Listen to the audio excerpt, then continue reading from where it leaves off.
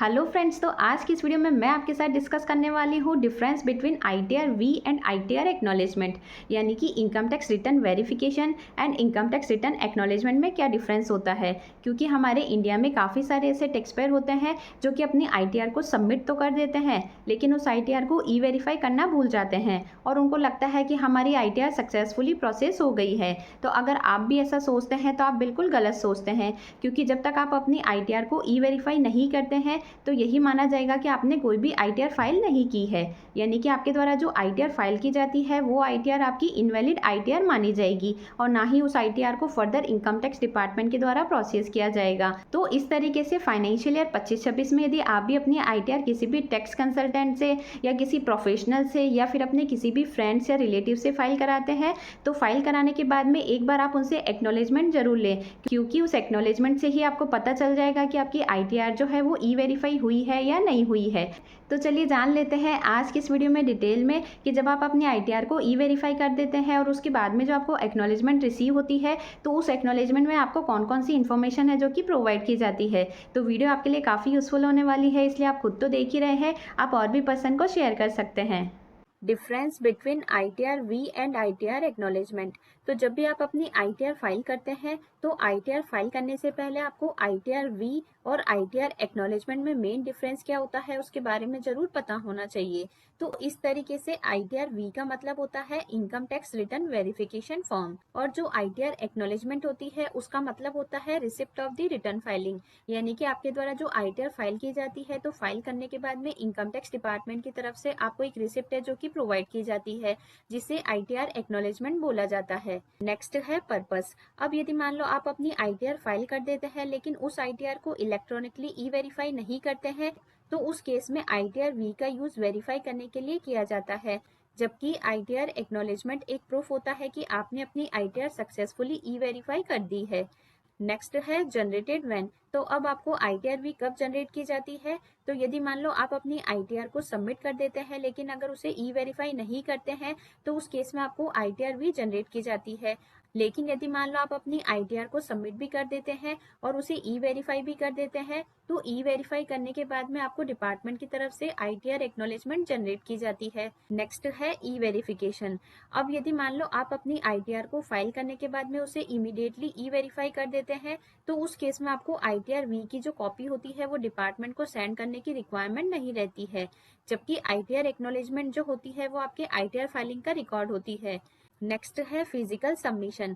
अब यदि मान लो आपके द्वारा जो आईटीआर फाइल की जाती है उस आईटीआर को अगर आप ऑनलाइन ई वेरीफाई नहीं कर पा रहे हैं तो उस केस में आपके पास एक ऑप्शन ये भी रहता है कि आप आईटीआर वी का प्रिंट आउट निकाल के उस पर साइन करके सीपीसी बैंगलोर भेज सकते हैं। लेकिन आईटीआर एक्नॉलेजमेंट के केस में आपको कोई भी फिजिकल कॉपी डिपार्टमेंट को सबमिट करने की रिक्वायरमेंट नहीं है। नेक्स्ट है इम्पोर्टेंट नंबर।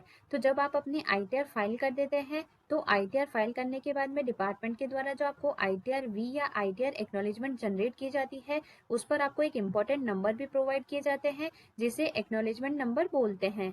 इस तरीके से आईटीआर वी जो होती है वो आपको तब जनरेट की जाती है जब आप अपनी आईटीआर फाइल कर देते हैं लेकिन उस आईटीआर को ई वेरीफाई नहीं करते हैं। लेकिन आईटीआर एक्नॉलेजमेंट आपको तब जनरेट की जाती है जब आप अपनी आईटीआर को फाइल कर देते हैं और फाइल करने के बाद में उस आईटीआर को ई वेरीफाई कर देते हैं। तो इस तरीके से आईटीआर वी और आईटीआर एक्नॉलेजमेंट में ये मेन डिफरेंस होता है। नेक्स्ट, अब जैसे ही आप अपनी फाइनेंशियल ईयर 25-26 की आईटीआर को सक्सेसफुली सबमिट कर देते हैं, सबमिट करने के बाद में उस आईटीआर को ई वेरीफाई कर देते हैं, तो ई वेरीफाई करने के बाद में इनकम टैक्स डिपार्टमेंट की तरफ से आपको एक एक्नॉलेजमेंट होती है जो कि जनरेट की जाती है। अब ये जो एक्नॉलेजमेंट होती है ये प्रूफ होता है कि आपने अपनी फाइनेंशियल ईयर 25-26 की आईटीआर जो है वो इनकम टैक्स डिपार्टमेंट को सक्सेसफुली सबमिट कर दी है। तो इस तरीके से इनकम टैक्स डिपार्टमेंट की तरफ से जो आपको ये एक्नॉलेजमेंट प्रोवाइड की जाती है इसमें कई सारी इन्फॉर्मेशन होती है। तो ऊपर ही ऊपर इस एक्नॉलेजमेंट में आपको एक्नॉलेजमेंट नंबर प्रोवाइड किए जाते हैं। तो अब ये जो नंबर होते हैं ये आपके 15 डिजिट के अल्फा न्यूमेरिक नंबर होते हैं, जो कि आपके assessment year, date of filing और आपके सीरियल नंबर का कॉम्बिनेशन होता है। तो इस तरीके से एक्नॉलेजमेंट की जो लास्ट की 6 डिजिट होती है वो ये बताती है कि आपने अपनी फाइनेंशियल ईयर 25-26 की आईटीआर कब फाइल की है। तो जैसे कि यहाँ पे मेंशन है 080726, यानी कि आपने अपनी फाइनेंशियल ईयर 25-26 की जो आईटीआर है वो 8 जुलाई 2026 को फाइल की है। इस तरीके से आप एक्नॉलेजमेंट की लास्ट की 6 डिजिट से भी पता लगा सकते हैं कि आपने अपनी आईटीआर किस डेट को फाइल की है। नेक्स्ट यहाँ पे आपके डेट ऑफ फाइलिंग मेंशन होती है कि आपने अपनी आईटीआर 8 जुलाई 2026 को फाइल की है। नीचे यहाँ पे आपको असेसमेंट ईयर मेंशन होता है कि आपने कौन से असेसमेंट ईयर की आईटीआर फाइल की है। जैसे कि आपने अपनी फाइनेंशियल ईयर 25-26 की आईटीआर असेसमेंट ईयर 26-27 के लिए फाइल की है, तो यहाँ पे असेसमेंट ईयर 26-27 मेंशन है। लेकिन अब आपके द्वारा जो फाइनेंशियल ईयर 26-27 की आईटीआर फाइल की जाएगी, तो उस केस में आपको यहाँ पे असेसमेंट ईयर 27-28 देखने को नहीं मिलेगा, क्योंकि अब आपके फाइनेंशियल ईयर 26-27 से असेसमेंट ईयर और प्रीवियस ईयर का जो कंसेप्ट है वो पूरी तरीके से रिमूव हो गया है। तो अब आपके द्वारा जो फाइनेंशियल ईयर 26-27 की आईटीआर फाइल की जाएगी, तो उस आईटीआर में आपको असेसमेंट ईयर की जगह टैक्स ईयर देखने को मिलेगा। नेक्स्ट नीचे यहाँ पे टैक्स पेयर के पैन नंबर मेंशन होते हैं। नेक्स्ट यहाँ पे टैक्स पेयर का नाम क्या है, यानी कि किस टैक्स पेयर ने अपनी आईटीआर फाइल की है उसकी डिटेल होती है। नेक्स्ट है एड्रेस। अब यहाँ पे टैक्स पेयर का जो भी रेजिडेंशियल एड्रेस है या ऑफिस का एड्रेस है उसकी डिटेल होती है। नेक्स्ट है स्टेटस। अब यहाँ पे टैक्स पेयर का स्टेटस क्या है उसकी डिटेल मेंशन होती है, यानी कि जो टैक्स पेयर है वो इंडिविजुअल है, एचयूएफ है, कंपनी है, पार्टनरशिप फर्म है या एलएलपी है। तो इस एक्नॉलेजमेंट से आपको पता चल जाता है कि टैक्स पेयर का जो स्टेटस है वो क्या है। नेक्स्ट यहाँ पे आपको फॉर्म नंबर भी मेंशन होता है कि टैक्स पेयर ने कौन सा आईटीआर फॉर्म फाइल किया है। तो इस आईटीआर फॉर्म से आप आइडिया लगा सकते हैं कि टैक्स पेयर की इनकम के सोर्सेज क्या क्या हैं, क्योंकि जनरली इनकम टैक्स एक्ट में आईटीआर 1 से लेके आईटीआर 7 फॉर्म अवेलेबल है। तो अब यहाँ पे आईटीआर 1 से लेके आईटीआर 4 फॉर्म जो होते हैं वो जनरली इंडिविजुअल और एचयूएफ पे एप्लीकेबल होते हैं। आईटीआर 5 फॉर्म जो होता है वो पार्टनरशिप फॉर्म के लिए होता है। आईटीआर 6 जो होता है वो कंपनी के लिए होता है, और जो आईटीआर 7 फॉर्म होता है वो जनरली चैरिटेबल ट्रस्ट पे एप्लीकेबल होता है। तो इस तरीके से आईटीआर फॉर्म से भी पता चल जाता है कि आईटीआर किस पर्सन के द्वारा फाइल की गई है। नेक्स्ट है फाइल्ड अंडर सेक्शन। तो अब आपके द्वारा जो आईटीआर फाइल की जाती है वो कौन से सेक्शन में फाइल की जाती है वो भी आपके एक्नॉलेजमेंट में मेंशन होती है। जैसे कि यदि आप अपनी आईटीआर ड्यू डेट से पहले फाइल कर देते हैं तो यहाँ पे मेंशन होता है सेक्शन 139 सबसेक्शन 1। अब यदि मान लो आप आईटीआर फाइलिंग की ड्यू डेट को मिस कर देते हैं, तो उस केस में आपके द्वारा जो बी लेटेड रिटर्न फाइल की जाती है, तो यहाँ पे मेंशन होता है सेक्शन 139 सबसेक्शन 5। अब यदि मान लो आपने अपनी आईटीआर ड्यू डेट से पहले फाइल कर दी है, लेकिन उसमें अगर कोई मिस्टेक रह जाती है और यदि आप अपनी आईटीआर को रिवाइज करते हैं, तो उस केस में यहाँ पे मेंशन होता है सेक्शन 139 सबसेक्शन 4। लेकिन यदि मान लो आप बी लेटेड रिटर्न फाइल करने की डेडलाइन को भी मिस कर देते हैं और उस केस में यदि आपके द्वारा अपडेटेड रिटर्न फाइल की जाती है, तो उस केस में यहाँ पे मेंशन होता है सेक्शन 139 सबसेक्शन 8A। तो इस तरीके से आप अपनी आईटीआर कौन से सेक्शन में फाइल करते हैं, तो यहाँ पे एक्नॉलेजमेंट में सेक्शन का नंबर भी दिया होता है। इस तरीके से आप अपनी ओरिजिनल आईटीआर फाइल कर रहे हैं या बी लेटेड आईटीआर फाइल करते हैं या रिवाइज आईटीआर फाइल करते हैं या अपडेटेड आईटीआर फाइल करते हैं, इसकी डिटेल भी आपके एक्नॉलेजमेंट नंबर पे मेंशन होती है। साथ ही नीचे यहाँ पे आपको एक्नॉलेजमेंट नंबर प्रोवाइड किए जाते हैं। नेक्स्ट है current year business loss if any. अब यदि मान लो आपको फाइनेंशियल ईयर 25-26 में अगर बिजनेस से कोई लॉस हो जाता है, तो उसकी डिटेल यहाँ पे मेंशन होती है। नेक्स्ट है टोटल इनकम। तो अब यदि मान लो टैक्स पेयर को फाइनेंशियल ईयर 25-26 में सैलरी से, हाउस प्रॉपर्टी से, कैपिटल गेन से, बिजनेस या प्रोफेशन से या अदर सोर्सेज से अगर कोई भी इनकम होती है, तो इन सारी इनकम में से टैक्स पेयर के द्वारा रिटर्न में अगर कोई भी एग्जम्पशंस और डिडक्शंस क्लेम की जाती है, तो उन एग्जम्पशंस और डिडक्शन को कंसीडर करने के बाद में जो इनकम कैलकुलेट की जाती है वो टोटल इनकम होती है। तो इस तरीके से यहाँ पे टैक्स पेयर की फाइनेंशियल ईयर 25-26 की टोटल इनकम है 8,42,620 रुपए।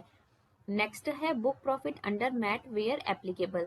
तो जनरली ये जो पॉइंट होता है वो कंपनीज के लिए रिलीवेंट होता है, जिनकी बुक प्रॉफिट की जो कैलकुलेशन होती है वो मिनिमम ऑल्टरनेट टैक्स के बेसिस पे की जाती है। नेक्स्ट है adjusted total income under AMT where applicable. तो ये जो पॉइंट है वो रिलीवेंट है नॉन कंपनी टैक्स पेयर के ऊपर, यानी कि अगर आप एक इंडिविजुअल है, एचएफ है, फर्म है, एलएलपी है और आईटीआर फाइल करते टाइम आपके द्वारा इनकम टैक्स एक्ट में अगर कोई स्पेसिफाइड डिडक्शन है जो कि रिटर्न में क्लेम की जाती है, तो उस केस में टैक्स पेयर की एडजस्टेड टोटल इनकम कैलकुलेट करते टाइम टैक्स पेयर की जो टोटल इनकम होती है उसमें से उनके द्वारा जो स्पेसिफाइड डिडक्शन क्लेम की जाती है उसको ऐड कर दिया जाता है, और इस तरीके से टैक्स पेयर की एडजस्टेड टोटल इनकम कैलकुलेट की जाती है। नेक्स्ट है नेट टैक्स पेबल। अब यदि मान लो टैक्स पेयर की फाइनेंशियल ईयर 25-26 में 8,42,620 रुपए की इनकम पे जो टैक्स लायबिलिटी बनती है, उस लायबिलिटी में से यदि टैक्स पेयर की कोई भी टीडीएस या टीसीएस की क्रेडिट है तो उसे लेस कर दिया जाता है और टैक्स पेयर की net tax payable amount calculate की जाती है। तो इस तरीके से यहाँ पे टैक्स पेयर की नेट टैक्स पेबल अमाउंट आ जाती है 1,741 रुपए।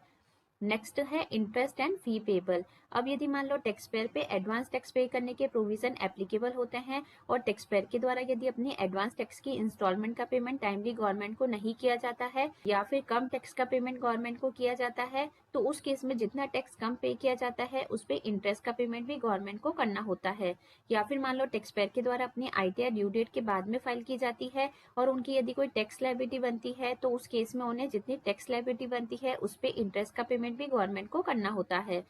एंड नेक्स्ट यदि मान लो टैक्स पेयर अपनी आईटीआर ड्यू डेट के बाद में फाइल करते हैं तो उस केस में उन्हें लेट फीस का पेमेंट भी गवर्नमेंट को करना होता है। तो इस तरीके से यहाँ पे टैक्स पेयर की इंटरेस्ट और लेट फीस की अमाउंट कैलकुलेट की जाती है। नेक्स्ट है total tax interest and fee payable. तो अब आपका जितना नेट टैक्स पेबल बनता है उसमें आपकी इंटरेस्ट और लेट फीस की अमाउंट को ऐड कर दिया जाता है और ऐड करने के बाद में यहाँ पे आपकी टोटल टैक्स लायबिलिटी शो हो जाती है। जैसे कि यहाँ पे टैक्स पेयर की टोटल टैक्स लायबिलिटी है 1741 रुपए की। नेक्स्ट है टैक्सेस पेड। अब यहाँ पे टैक्स पेयर के द्वारा जो टैक्स का पेमेंट किया जाता है गवर्नमेंट को, उसकी डिटेल होती है। जैसे कि यहाँ पे टैक्स पेयर ने 1741 रुपए के टैक्स का पेमेंट है जो कि गवर्नमेंट को कर दिया है। तो इस तरीके से यहाँ पे टैक्स पेयर की फाइनल टैक्स लायबिलिटी हो जाती है 0। अब यहाँ पे एक चीज आपको ध्यान रखनी है कि जब आपकी नेट टैक्स पेबल की अमाउंट में से आपके द्वारा जो टैक्स डिपॉजिट किया जाता है उसको लेस करने के बाद में अगर कोई अमाउंट है जो कि आपके प्लस में आती है तो इसका मतलब है टैक्स पेबल, यानी कि आपको और टैक्स का पेमेंट है जो कि गवर्नमेंट को करना है। लेकिन आपकी जितनी नेट टैक्स पेबल की अमाउंट है उसमें से टैक्स जो आपके द्वारा डिपॉजिट किया जाता है उसको लेस करने के बाद में अगर आपकी कोई अमाउंट है जो कि माइनस में आती है तो इसका मतलब है रिफंडेबल, यानी कि जब आपकी आईटीआर प्रोसेस की जाएगी तो उस केस में आईटीआर प्रोसेस होने के बाद में आपका जो रिफंड है वो आपके बैंक अकाउंट में डिपार्टमेंट के द्वारा क्रेडिट कर दिया जाएगा। नेक्स्ट है एक्रेटेड इनकम एंड टैक्स डिटेल। तो जनरली ये जो सारी डिटेल होती है ये किसी भी चैरिटेबल और जो रिलीजियस ट्रस्ट होते हैं उनके लिए रिलीवेंट होती है, क्योंकि कई बार क्या होता है कि काफी सारे चैरिटेबल और रिलीजियस ट्रस्ट जो होते हैं वो अपने टैक्स एग्जेम्प्ट सिचुएशन को खो देते हैं। तो उस केस में क्या होता है कि उनके पास जो असेट्स होती है उस असेट्स में से उनकी लाइबिलिटीज को लेस करने के बाद में उनकी एक्रेटेड इनकम कैलकुलेट की जाती है और उस एक्रेटेड इनकम पर जो चैरिटेबल ट्रस्ट होते हैं उन्हें टैक्स का पेमेंट गवर्नमेंट को करना होता है। फॉर एग्जाम्पल किसी पर्टिकुलर डेट में चैरिटेबल ट्रस्ट की असेट्स है 1 करोड़ रुपए और लाइबिलिटी है 20 लाख रुपए। तो इस तरीके से 1 करोड़ की अमाउंट में से 20 लाख रुपए की अमाउंट लेस करने के बाद में जो 80 लाख रुपए की अमाउंट होती है वो चैरिटेबल ट्रस्ट की एक्रेटेड इनकम कैलकुलेट की जाती है और इस एक्रेटेड इनकम पर चैरिटेबल ट्रस्ट को सेक्शन 115 टीडी में एडिशनल टैक्स का पेमेंट भी गवर्नमेंट को करना होता है। साथ ही यदि मान लो ट्रस्ट के द्वारा टैक्स का पेमेंट गवर्नमेंट को टाइमली नहीं किया जाता है तो उस पर इंटरेस्ट का पेमेंट भी सेक्शन 115 टीई में करना होता है। यहाँ पे आपके एडिशनल टैक्स और इंटरेस्ट पेबल की अमाउंट शो होती है। नेक्स्ट है टैक्स एंड इंटरेस्ट पेड। अब यहाँ पे ट्रस्ट के द्वारा अगर टैक्स का पेमेंट कर दिया जाता है तो उसकी अमाउंट होती है। एंड लास्ट है टैक्स पेबल एंड रिफंडेबल। तो अब यदि ट्रस्ट के द्वारा ज्यादा टैक्स का पेमेंट गवर्नमेंट को कर दिया जाता है तो उस केस में डिपार्टमेंट के द्वारा ट्रस्ट को रिफंड कर दिया जाता है और कम टैक्स का पेमेंट अगर गवर्नमेंट को किया जाता है तो यहाँ पे रिमेनिंग टैक्स पेबल की अमाउंट शो हो जाती है। तो इस तरीके से नीचे मेंशन होता है income tax return electronically transmitted on 8 जुलाई 2026, यानी कि टैक्स पेयर के द्वारा जो ये आईटीआर है वो 8 जुलाई 2026 को फाइल की गई है, 6:37 पे फाइल की गई है। साथ ही यहाँ पे आईपी एड्रेस भी मेंशन होता है, यानी कि टैक्स पेयर की जो आईटीआर होती है वो जिस सिस्टम के थ्रू फाइल की जाती है उस सिस्टम का आईपी एड्रेस मेंशन होता है, जैसे कि 223.233.87.12।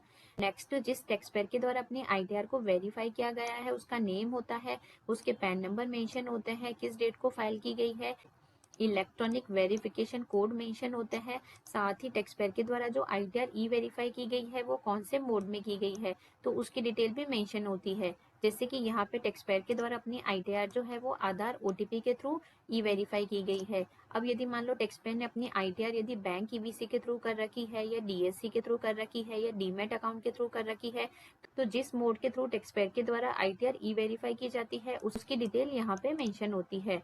इस तरीके से एक्नॉलेजमेंट में आपको नीचे सिस्टम जनरेटेड बार कोड और QR कोड भी मेंशन होता है।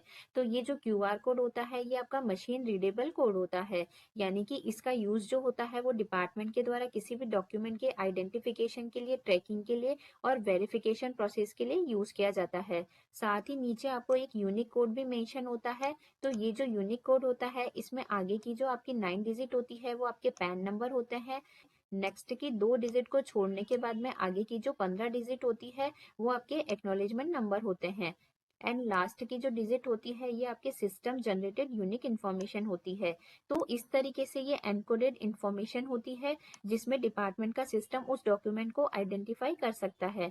साथ ही नीचे मेंशन होता है do not send this acknowledgement to CPC Bangalore, यानी कि जब आप अपनी ITR को ऑनलाइन E-वेरीफाई कर देते हैं तो उस केस में आपको एक्नॉलेजमेंट की जो प्रिंट होती है उसे CPC बैंगलोर भेजने की रिक्वायरमेंट नहीं रहती है। तो इस तरीके से ये सारी डिटेल होती है जो कि आपकी एक्नॉलेजमेंट में मेंशन होती है। तो आई होप आज की जो ये वीडियो है वो आपके लिए काफ़ी यूज़फुल रही होगी। वीडियो से अगर किसी तरीके की हेल्प मिली हो तो चैनल को लाइक, शेयर एंड सब्सक्राइब करना ना भूलें। और यदि आप मेरे चैनल पे नए हैं और अभी तक आपने मेरे चैनल को सब्सक्राइब नहीं कर रखा है तो जल्दी से चैनल को ज़रूर सब्सक्राइब कर लें, ताकि ऐसी ही मोर इन्फॉर्मेटिव वीडियो आपको मेरे चैनल पर लगातार मिलती रहे। और फाइनेंशियल ईयर 25-26 में ITR फाइलिंग के रिगार्डिंग अगर आपको किसी भी तरीके की पेड सर्विस चाहिए तो आप नीचे दिए गए नंबर पर व्हाट्सएप कर सकते हैं। Thanks for watching.